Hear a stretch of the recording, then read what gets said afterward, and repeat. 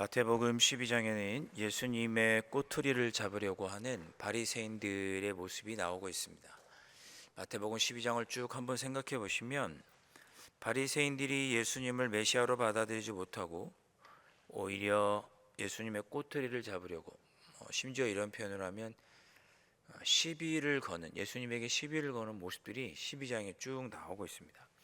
한번 기억을 더듬어 보시면 마태복음 12장 1절부터 8절에서는 예수님이 제자들과 안식일에 밀밭사이를 거니시다가 밀이삭을 잘라서 이렇게 드시죠. 배가 고파서 그렇게 밀이삭을 먹습니다.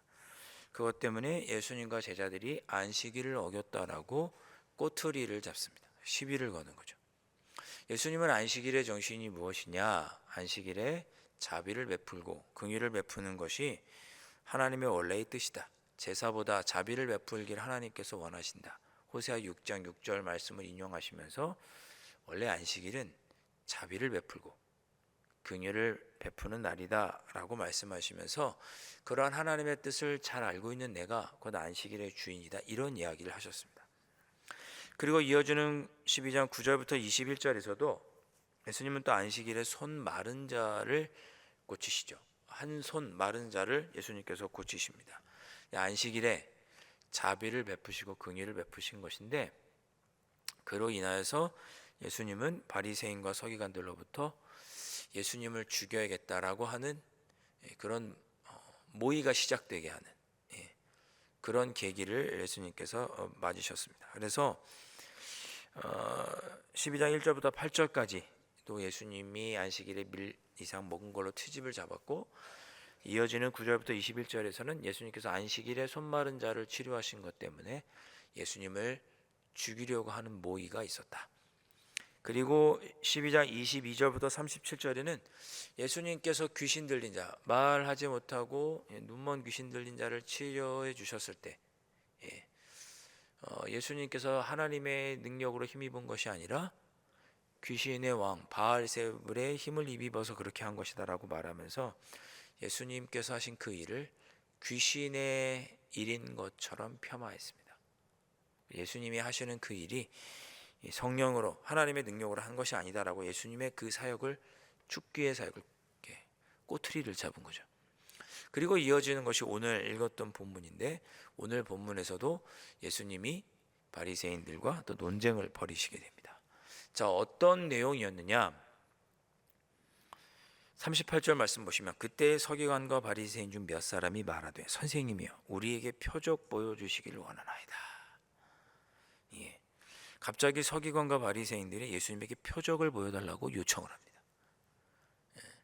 선생님이여 이런 표현을 썼지만 전혀 그 마음속에 존경하는 마음이 느껴지지 않죠. 글로 보지만 전혀 그들이 예수님을 존경하고 있다는 게 느껴지지 않습니다. 여러분, 표적이 무엇이죠? 초현실적인 어떤 일이죠. 표적이 병자가 낫는다든지 초현실적인 현상이 표적입니다. 서기관과 바리새인들에 앞서서 예수님 표적을 보여주십시오라고 말하기에 앞서서 이미 예수님은 오른손 마른 자도 고쳐주셨고 그 앞에 귀신도 쫓아내셨고 그 앞에 더 많은 일들을, 초현실적인 표적을 많이 보여주셨음에도 불구하고 또 예수님에게 와서 표적을 보여달라고 요청합니다. 좋은 마음이 아닌 거죠. 또 예수님에게 표적을 요청하고 예수님을 시험하기 위해서, 어떻게든지 예수님의 꼬투리를 잡기 위해서 표적을 보여달라고 요청한 것입니다. 예수님은 그 악한 마음을 아셨죠. 그래서 내가 너희들에게 표적 보여주지 않겠다라고 거절을 하십니다. 그리고 오히려 예수님은 이렇게 표적을 요청하는 서기관과 바리새인들을 꾸짖으시죠. 39절 말씀에 예수께서 대답하여 이르시되 악하고 음란한 세대가 표적을 구하나 선지자 요나의 표적밖에는 보일 표적이 없느니라. 악하고 음란한 세대가 표적을 구하나. 그러니까 표적을 구하는 바리새인과 서기관들은 악하고 음란하다라고 예수님께서 꾸짖으신 겁니다. 한마디로 너희는 하나님과 영적으로 신실하지 못한 자들이다. 하나님은 선하신 분인데 그런 하나님의 선한 뜻은 행하지 않고 영적으로 하나님과 신실하지 못한 자들이다 라고 꾸짖으신 것입니다. 여러분, 표적은 자판기가 아니잖아요. 예수님 우리 표적 주시는 자판기가 아니잖아요. 예수님 제가 기도를 일주일 금식했으니까 표적 하나 딱 보여주세요. 이런 게 아니잖아요. 표적은 하나님의 은혜죠. 하나님의 자비로운 선물이 표적입니다. 우리가 하나님께 맡겨놓은 게 아니죠. 여러분 잊지 마십시오. 우리가 하나님께 표적을 맡겨놓은 것이 아닙니다. 하나님께서 주지 않으시면 주지 않으시는 것입니다. 하나님께서 허락하지 않으시면 우리는 아무것도 이룰 수 없습니다. 그래서 하나님의 사랑과 자비와 긍휼에 기대어서 우리가 하나님께 표적을 주시기를 요청드리는 거죠. 요청드리는 거예요. 하나님께 맡겨놓은 것이 아닙니다. 물론 우리는 하나님께 당당하게 요청할 수는 있습니다. 왜? 우리가 하나님의 자녀이니까. 하나님의 사랑을 입은, 하나님의 은혜를 입은 자녀이니까. 하나님 초자연적인 그런 표적도 좀 보여주시고, 우리의 아픈 상처 입은 마음도 위로해 주시고, 어그러진 우리 인간관계도 좀 회복시켜 주십시오. 그렇게 하나님께 요청할 수 있습니다. 왜? 우리가 하나님의 자녀이기 때문에. 즉 하나님의 사랑과 자비와 긍휼을 받는 자녀이기 때문에 요청할 수 있는 것입니다. 이웃집 아저씨에게 가서 아저씨 저 핸드폰 하나만 사주세요. 그럼 뭐라고 그러겠어요? 심한 욕을 하겠죠. 너 왜 그러냐? 부모님에게 가서 사달라라. 혼이 나겠죠. 자녀이기 때문에 우리가 당당하게 요구할 수 있는 것입니다. 그러니까 하나님의 사랑과 자비가 아니면 우리에게 표적은 없고, 그 표적을 받기 위해서는 우리가 먼저 하나님과 올바른 관계가, 하나님에게 아들과 같은, 자녀와 같은 사랑의 관계를 먼저 맺어야 우리가 하나님께 표적을 당당하게 요청할 수 있습니다.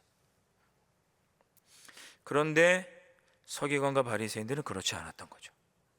예수님을 어떻게 하든지 시험하려고 하고 꼬투리를 잡으려고 하는 악한 마음이 있었습니다.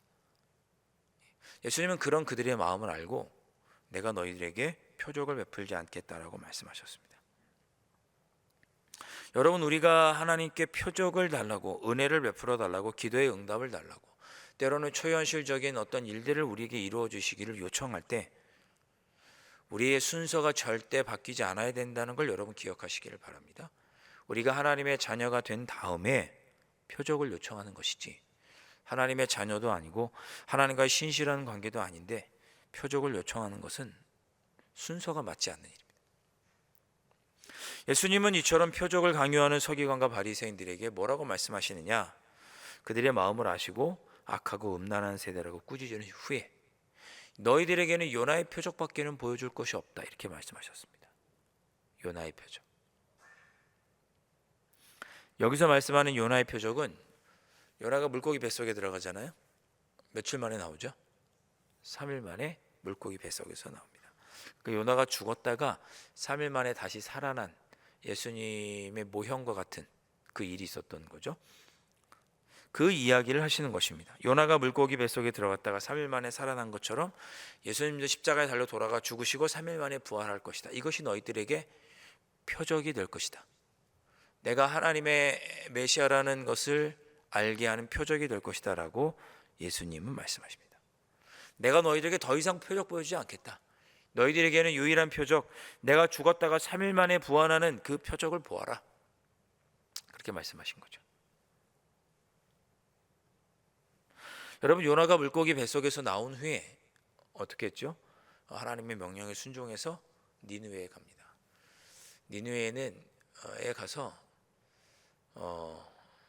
니느웨가 성이 굉장히 큰 곳이기 때문에 하나님의 말씀을 이렇게 전하려고 해도 한 3일은 이렇게 돌아다니면서 해야 골고루 니느웨 성에 전할 수 있었습니다. 니느웨 사람들, 당신들이 하나님의 뜻을 따르지 않고 회개하지 않으면, 죄를 회개하지 않으면 하나님께서 심판하실 것입니다. 이런 메시지를 3일 정도는 전해야 니느웨 성에 곳곳 전할 수 있었는데 요나는 단 하루만 전합니다.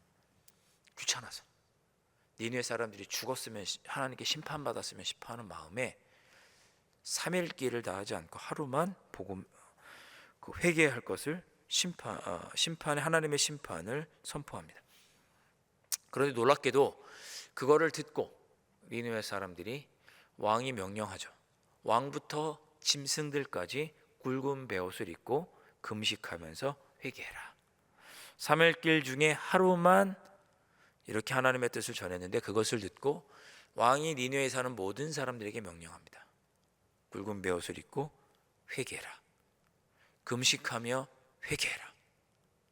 그것 때문에 하나님께서 이방인 니느웨 사람들, 아수르 사람들을 용서해 주십니다.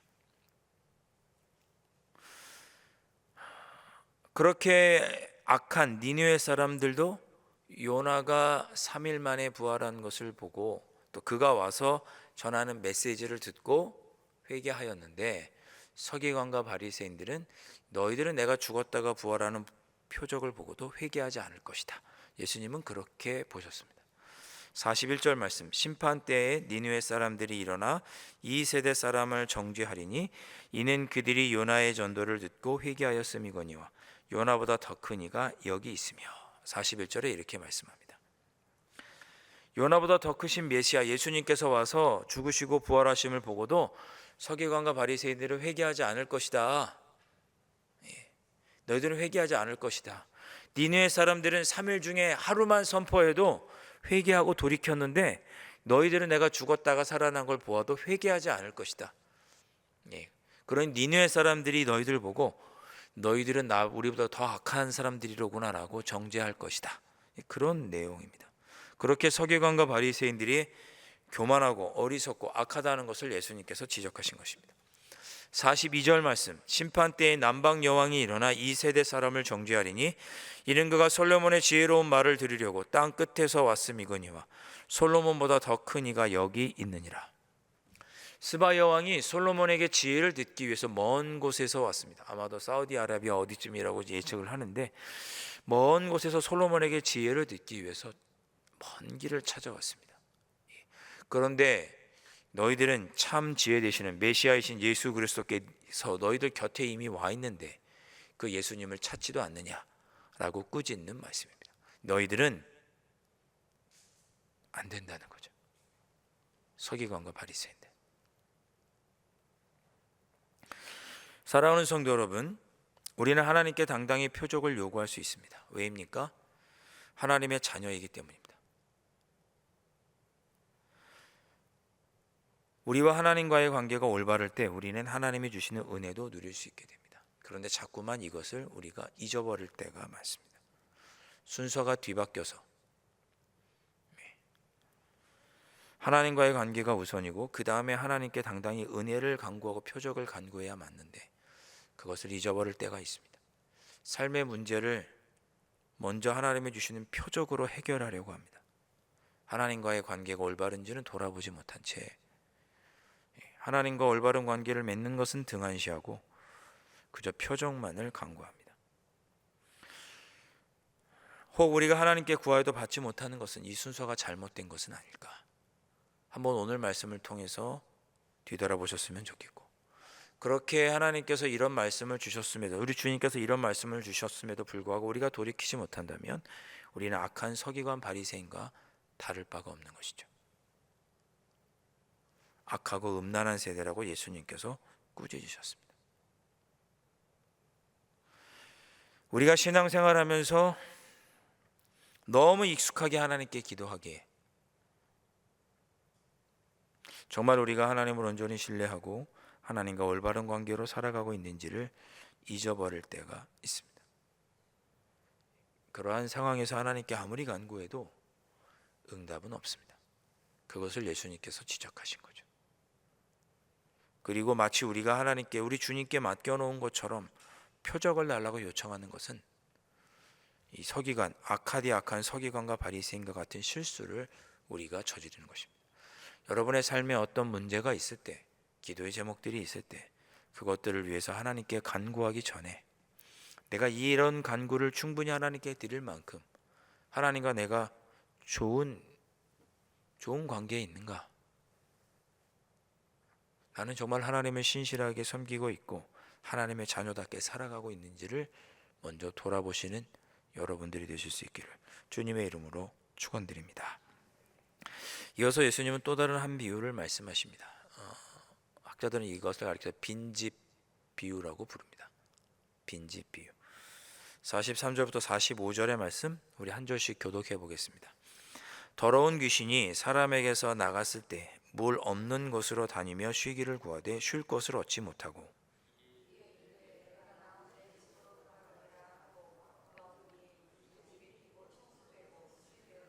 함께 읽습니다. 이에 가서 저보다 더 악한 귀신 7을 데리고 들어가서 거하니 그 사람의 나중 형편이 전보다 더욱 심하게 되느니라. 이 악한 세대가 또한 이렇게 되리라. 아멘. 자, 이게 무슨 의미인가 하면 여기서 말하는 집은 사람을 의미합니다. 그리고 물이 없는 곳은 광야입니다. 당시의 광야는 인간의 무기력함을 느끼는 곳, 귀신이 활동하기 좋아하는 곳으로 인식되던 곳이 광야입니다. 그러니까 집은 사람이고 물 없는 곳은 광야, 즉 귀신이 거하기 좋아하는 곳이 물 없는 곳입니다. 자, 이렇게 생각을 하고 다시 43절 44절을 보시면 더러운 귀신이 사람에게서 나갔을 때 물 없는 곳으로 다니며 쉬기를 구하되, 물 없는 곳이 어디죠? 광야에 가서 쉬기를 구하되 쉴 것을 얻지 못하고 이에 이르러 내가 나온 내 집으로 돌아가리라. 내가 나온 사람에게 다시 들어가야겠다 하고 그 사람에게 들어와 보니 그 사람이 비고 청소되고 그 마음이 수리되어 있었다, 이런 뜻입니다. 귀신이 쉴 곳을 얻지 못했다, 광야에 갔는데 쉴 곳이 없었다라는 얘기는 뭐 당연하죠. 귀신이 뭐 사람에게 들어가서 쉬어야지 뭐 돌에 들어가서 쉬겠습니까? 뭐 나무에 들어가서 쉬겠습니까?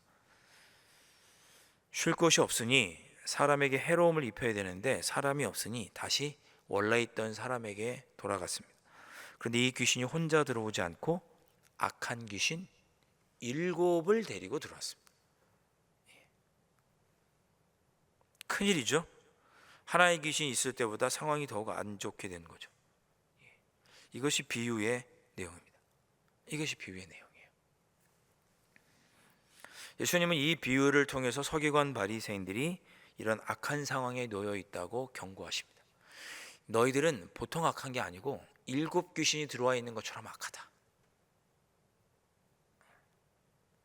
바리새인들 서기관들은 마치 7 귀신이 차지한 집과 같이 악하다, 악하고 음란하다, 사탄의 일을 하고 있다라고 예수님은 지적하신 것입니다. 예수님을 메시아로 받아들이지 않고 예수님을 끊임없이 깎아내리고 하나님 나라를 증거함에도 받아들이지 않고 어떻게 하면 예수님을 죽일까 모의하는 너희들은 이 악한 귀신이 다시 들어와 힘들게 된 사람과 똑같다.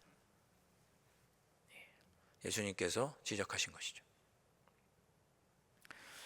그런 너희는 마치 탐욕과 악독이 가득했던 지옥의 자식과 같고 악하고 음란한 세대라고 예수님께서 꾸짖으십니다.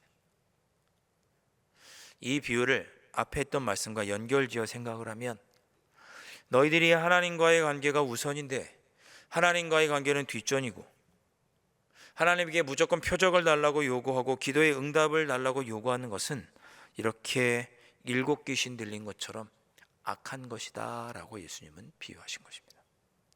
그러니 거꾸로 생각하면 우리가 하나님과의 관계를, 주님과의 관계를 올바로 하는 것이 얼마나 중요한지 거꾸로 생각해 보실 수 있어야 합니다.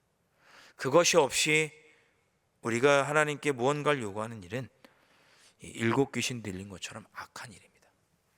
그러니 우리가 주님의 일을 하기 전에, 주님께 기도하기 전에, 무언가 하나님에게 우리의 것을 일용할 양식을 달라고 간구하기 전에 내 안에 하나님을 온전히 믿고 따르며 순종하는, 하나님을 신실하게 의지하는, 오늘 우리 갈라디아서에 표현하면 그리스도 예수 안에서 하나님과 온전한 관계로 있는지를 돌아보아야 한다라는 말씀입니다.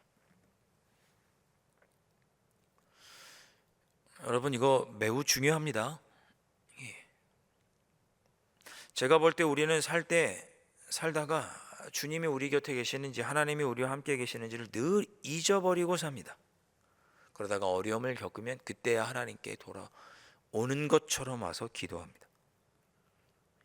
그것은 표적을 달라고 요청하는 것과 다르지 않은 거죠. 하나님과의 관계를 먼저 해야 합니다. 제가 예전에도 말씀드렸잖아요. 우리의 삶의 모든 일은 영적이기 때문에 우리의 영적인 것과 연결되어 있습니다. 우리의 영이 하나님 아버지 앞에서 타락하면 모든 일들이 다 되지 않습니다. 아무리 작은 일도. 심지어 기도하는 것도 제대로 되지 않습니다. 여러분 자신을 돌아보아서 내 신앙이 왜 이럴까?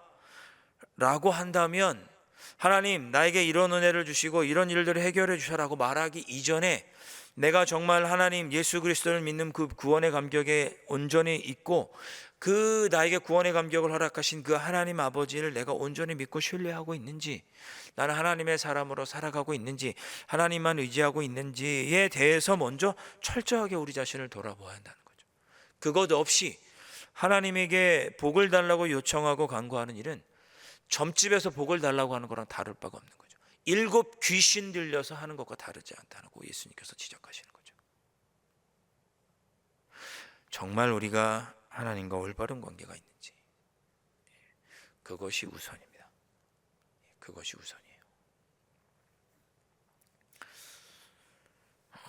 이어지는 우리 예수님의 참 형제와 또 모친이 누구에 대한 논쟁은 다음 주에 이어서 살펴보도록 하겠습니다. 오늘 여기까지 살펴볼 텐데, 오늘 방금 보셨던 43절부터 45절의 예수님의 비유는 우리에게 중요한 4가지 영적 교훈을 줍니다. 첫째, 더러운 귀신은 반드시 있다는 것입니다. 더러운 귀신이라고 하니까 막 머리 이렇게 막 하얗게 이렇게 풀어헤치고 막 소복 입고 아니면 뭐 드라큘라 같은 이런 걸 상상하실지 모르지만 그런 것이 아니고, 우리로 하여금 하나님 뜻대로 하나님을 온전히 믿지 못하도록 우리를 유혹하는 영적인 세력들이 너무나 많이 있습니다. 너무나 많이 있어요. 동성애 같은 게 그런 거죠. 동성애. 어느 분이 그런 얘기 하시더라고요. 이런 일거수 운동하시는 분인데 학생 인권 조례를 폐지해 달라는 거예요. 학생 인권 조례를 폐지해 달라는 거예요. 이유는 뭐냐? 같은 친구가 나에게 동성애적인 어떤 그런 친밀감을 보일 때 그걸 거절하고 싶은 거예요. 근데 그거를 너 왜 그런 동성애적인 일을 해라고 그 친구에게 말하는 게 인권 조례에 걸리는 거예요.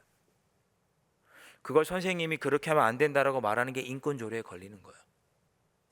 그거 안 된다, 잘못된 거라고 말하면 이 친구도 또 이 친구도 당하는 이 친구도 그렇구나, 잘못된 거라 하고 돌아올 텐데, 그거를 안 된다라고 말하니 인권 조례가 선생님들이 애들에게 그런 건 안 된다고 차별이라고 말을 못하게 하니 이 친구도 동성애에 빠지고 이 친구에 의해서 당하는 이 친구도 동성애에 빠졌다는 거예요. 그 이 친구가 나중에 커서 선생님한테 얘기한 거예요. 선생님, 차라리 그때 분명하게 얘기해 주시고 그러셨어요.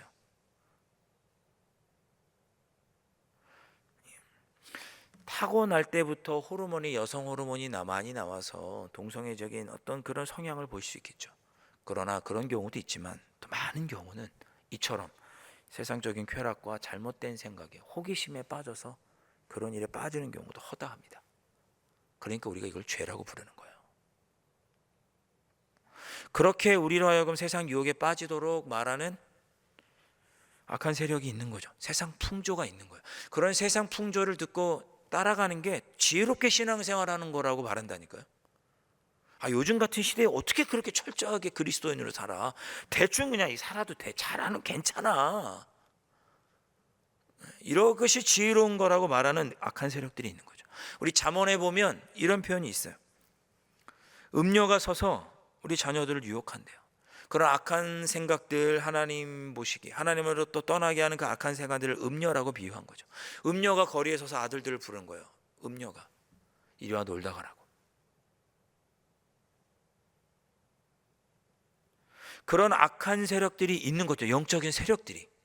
진짜 귀신 옷 입고 나온 것만이 귀신이 아니라 밤에 기도하러 왔더니 저 사람 어깨에 막 검은 뭔가가 막 올라가 있고 이런 것만이 귀신이 아니라 우리로 하여금 하나님의 자녀로 살지 못하도록 하는 사상, 돈이면 전부라고 생각하는 사상, 내가 죄를 저지르고도 돈으로 무마하려고 하는 그런 생각들, 그것이 아무것도 아니라고 말하는 그런 생각들, 다 악한 세력이죠. 이 시대가 그런 시대라는 거예요. 더러운 귀신은 반드시 있다는 거죠.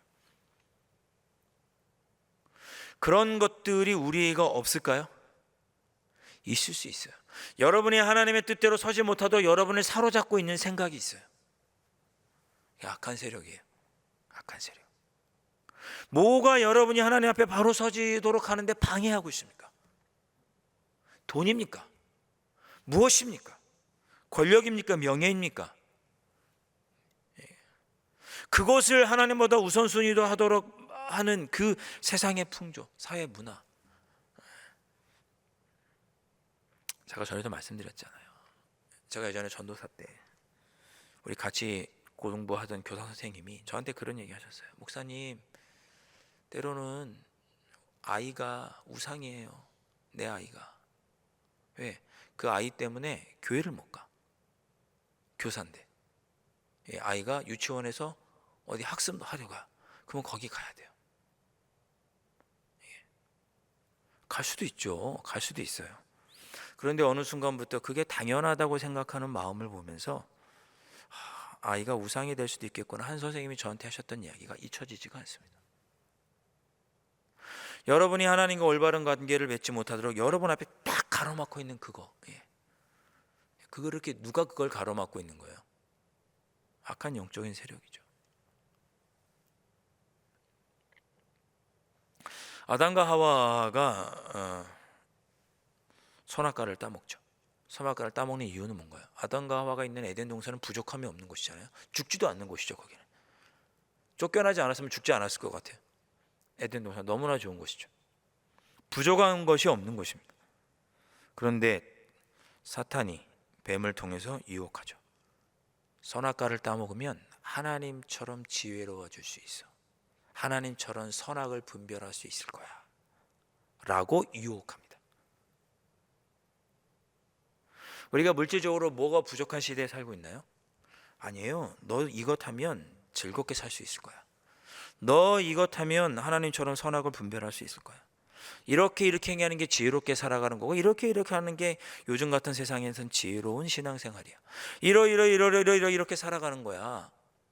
그 무슨 기독교의 신앙을 대로 고지식하게 살아가려고 해. 세상 사람들이 우리를 보고 고지식하다고 해도 우리는 주님의 뜻에 순종해야죠.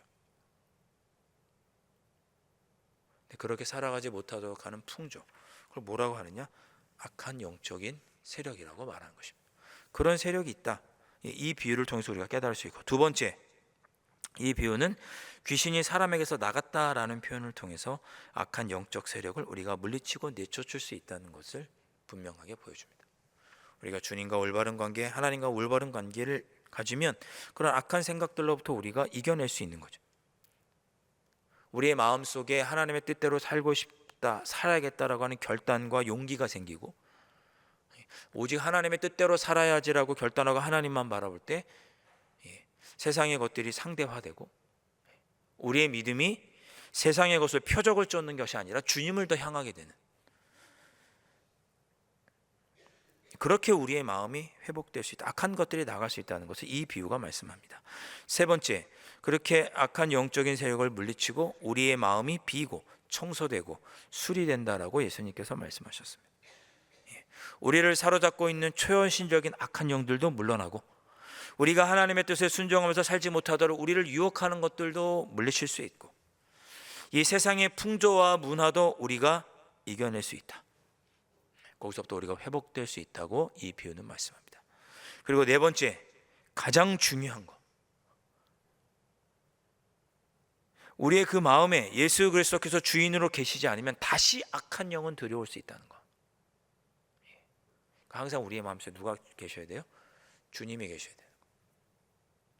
주님이 계시다는 표현이 굉장히 좀 관념적일 수 있고 좀 형이상학적일 수 있는데, 기독교 영성가였던 로버트 몽에는 내 마음 그리스도의 집이라는 책에서 예수님과 우리가 늘 동행하는 삶을 우리의 몸을 집이라고 하고, 각 우리 안에 주님이 거할 수 있는 방이 필요하다라는 걸 비유적으로, 우리가 주님이 늘 우리와 함께 하시는 삶을 이 집과 방을 통해서 비유했습니다. 그 책에 보면 이런 게 있습니다. 우리 집에 서재가 있다. 우리의 몸에도 서재가 있어야 한다. 우리 마음에도 영적인 서재가 있어야 된다. 우리가 서재에서 뭐 하느냐? 책 읽고 공부하지 않느냐? 그러니까 우리가 우리 안에 늘 하나님의 말씀을 깊이 묵상하고 하나님의 말씀을 깊이 알아가려고 하는, 하나님의 말씀을 가득 채우고자 할 때, 그럴 때 예수님은 우리 안에 주인으로 계신다. 이렇게 표현한 거예요. 우리 집안에 가면 거실이 있지 않느냐? 거실에서 뭐 하느냐? 서로 대화하고 이야기하지 않느냐? 우리가 예수님과 늘 기도하고 깊이 묵상하고 경건의 삶을 살아갈 때, 그때 예수님은 언제나 내 안에 주인으로 찾아와 내 방 안에 머물고 계신다. 그렇게 주님이 우리 안에 머물고 계시지 않으면 악한 영이 또 우리를 찾아와서 우리를 짓누르고 우리를 잘못된 길로 가도록 죄를 짓도록 하니, 우리 안에 이 비어있고 청소된 마음 안에 우리 예수님이 항상 머물도록 해야 된다는 것을 이 비유가 네 번째로 우리에게 알려주고 있습니다. 여러분, 우리의 기도가 왜 응답받지 못할까? 그것은 우리가 하나님과 먼저 올바른 관계에 서 있는지를 점검해 보라고 하는 주님의 신호일 수 있습니다. 내가 정말 하나님을 온전히 믿고 섬기고 있는지, 하나님의 뜻을 내 삶의 가장 우선순위로 두고 살아가려고 하고 있는지, 우리 자신을 충분히 뒤돌아보고, 그렇게 하지 못할 때는 내가 세상의 잘못된 생각에 빠져서 하나님께 그저 표적만 구하고 있구나. 회개하시고 우리의 마음에 예수님을 채워서 그 예수님으로 말미암아 이 세상을 넉넉히 이기며 살아가시는 여러분들 되실 수 있기를 주님의 이름으로 축원드립니다. 우리 함께 찬양하고 기도하시겠습니다.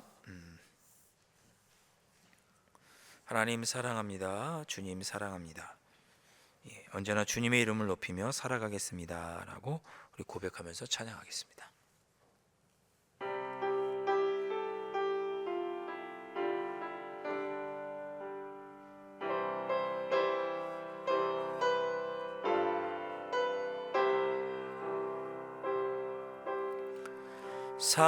사랑하는 나의 아버지, 이름 높여드립니다.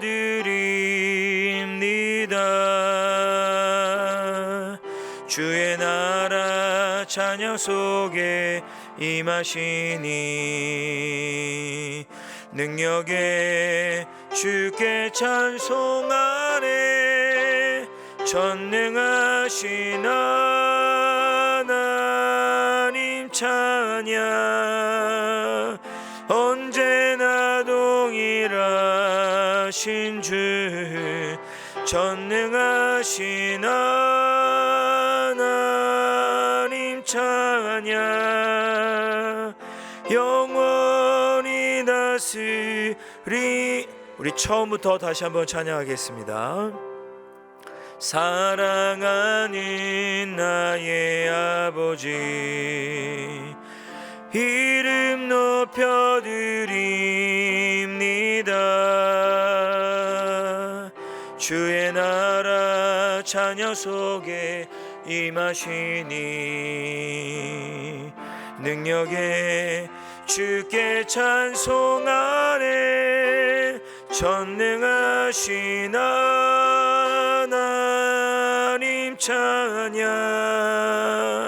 언제나 동일하신 주, 전능하신 하나님 찬양, 영원히 다스리네.